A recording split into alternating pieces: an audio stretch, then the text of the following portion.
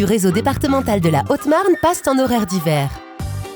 À compter du 2 novembre, de nouveaux horaires sont mis en place. Retrouvez la déchetterie la plus proche de chez vous et ses horaires sur le site internet zded52.fr. L'espace détente du Casino Joa du Lac du Der a fait peau neuve. Dès maintenant, retrouvez plus de 60 références dans notre univers bar à vin et champagne.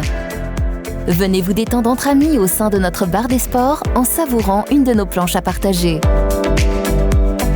Puis, passez un moment convivial et chaleureux au sein de notre restaurant. Cuisine savoureuse et de saison sont au programme. Votre Casino Joa du Lac du Der vous attend du lundi au dimanche. Vos agences Rent-A-Car mettent à votre disposition un large choix de véhicules de location, de la voiture sans permis aux véhicules de prestige, avec des solutions adaptées à toutes les situations, déménagement comme départ en vacances, toujours avec des tarifs compétitifs et adaptés à vos besoins. Agence Rent-A-Car dans vos concessions Volkswagen à Saint-Dizier et à Bar-le-Duc.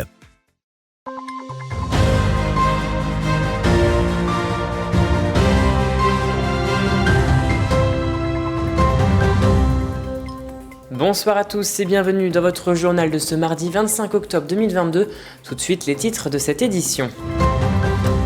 Avec le plan gouvernemental de sobriété énergétique, les municipalités de Saint-Dizier et Vitry-le-François s'adaptent pour les illuminations de Noël. Afin de clôturer la campagne de sensibilisation contre le cancer du sein, les sapeurs-pompiers de Haute-Marne ont enregistré une chanson pour favoriser au dépistage. Et une journée d'études sur le thème des religieuses en Champagne et Lorraine à l'époque moderne était organisée dans le couvent des Annonciates Célestes de Joinville. Et voilà pour les titres.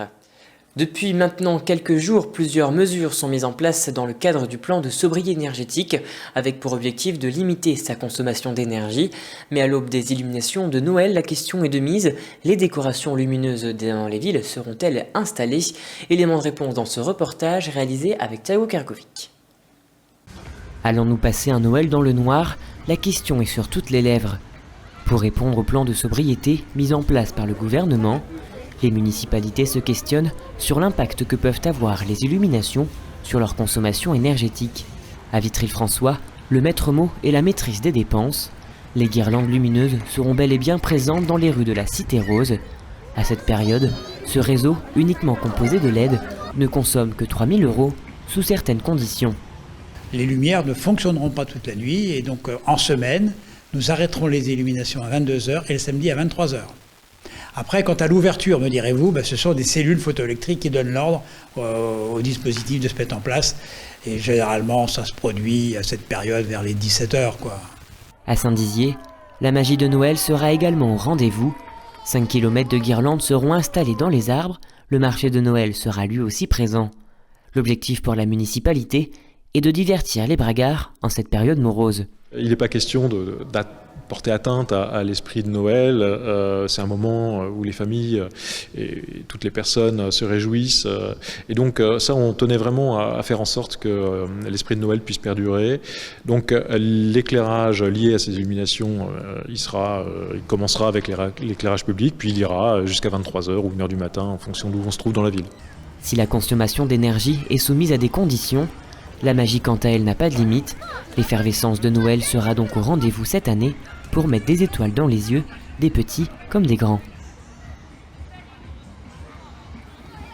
Ce lundi soir, 15 femmes sapeurs-pompiers de Haute-Marne ont investi la salle de spectacle des Fuseaux à Saint-Dizier, non pas pour une intervention, mais pour enregistrer une chanson.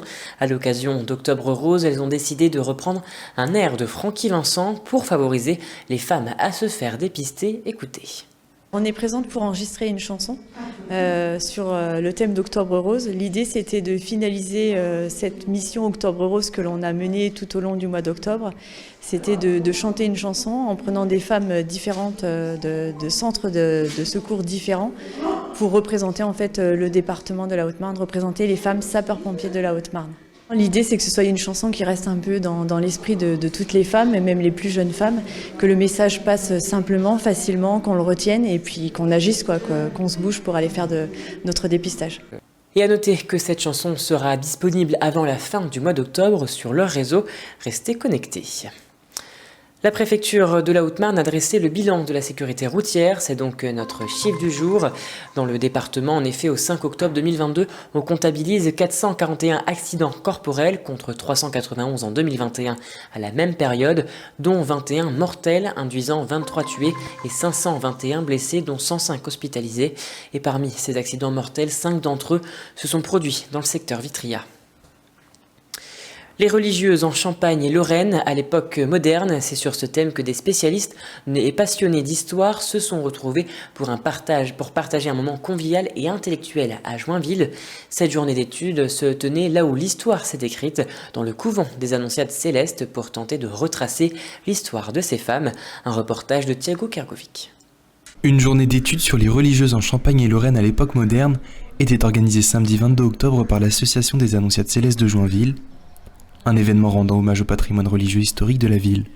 Oui, l'idée c'était vraiment déjà d'être dans un lieu, que ce soit la ville ou le bâtiment même, qui a une histoire, un patrimoine extrêmement riche, de faire venir des gens qui sont aussi bien des locaux passionnés d'histoire que des gens qui viennent d'un petit peu plus loin, puisque comme on est soutenu par l'Université de Liège et l'Université de Lorraine pour cette journée, on a des gens qui viennent d'un petit peu plus loin justement. Donc mettre en valeur Joinville et le territoire pour justement espérer que ce patrimoine soit mieux connu et aussi donc soit préservé et restauré. À cette occasion, 4 spécialistes des ordres religieux venus de toute la France ont un à un présenté leurs travaux face à un public attentif. Donc j'ai présenté les Sœurs de la Charité de Saint-Charles qui ont été établies du coup dans l'hôpital Sainte-Croix de Joinville au XVIIIe siècle, ce qui permettait à la fois d'aborder la Lorraine, donc les deux zones géographiques en fait de la journée d'études, donc la Lorraine puisque c'est une congrégation qui vient de Nancy, et puis la Champagne puisqu'elles se sont implantées par la suite donc à Joinville en Champagne. Un travail de reconstitution important, étalé sur plusieurs années pour permettre un rendu condensé, le plus détaillé possible. Ça représente 2 grosses années de travail qui ont été basées principalement sur des sources d'époque, donc des registres, notamment les registres de délibération. Si vous voulez, les administrateurs de l'hôpital à l'époque se réunissaient et à chaque réunion notaient tout ce qui s'était fait, tout ce qui avait été fait, etc. dans l'hôpital. Et donc à partir de ces délibérations-là, plus des lectures que j'ai faites sur le sujet, j'ai pu croiser et puis rendre le sujet que j'ai rendu aujourd'hui. La journée s'est poursuivie le midi autour d'un repas, puis l'après-midi avec une visite du couvent des Annonciades Célestes de Joinville, ainsi que des autres bâtiments religieux de la ville. Et voilà, c'est la fin de cette édition. Merci à tous de l'avoir suivi. Dans un instant, vos prévisions météo de demain, présentées par Nicolas Fontaine. Je vous souhaite à tous et à toutes une très belle soirée. Toute l'actualité qui vous concerne, à voir et à revoir dès maintenant sur puissancetélévision.fr et sur notre application mobile.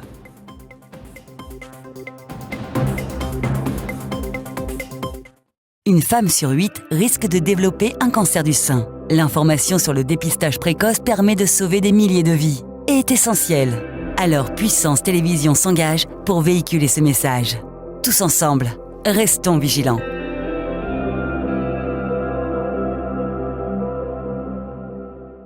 Ce n'est pas rien, un dépistage de cancer du sein, mais c'est le meilleur moyen de détecter un cancer précoce ou de s'assurer qu'il n'y a rien. Et la personne la mieux placée pour vous en convaincre, c'est vous. Alors à partir de 50 ans, faites-vous dépister tous les 2 ans. Oui, bonjour, je voudrais prendre un rendez-vous, s'il vous plaît. Vous en remercierez. Pour un dépistage.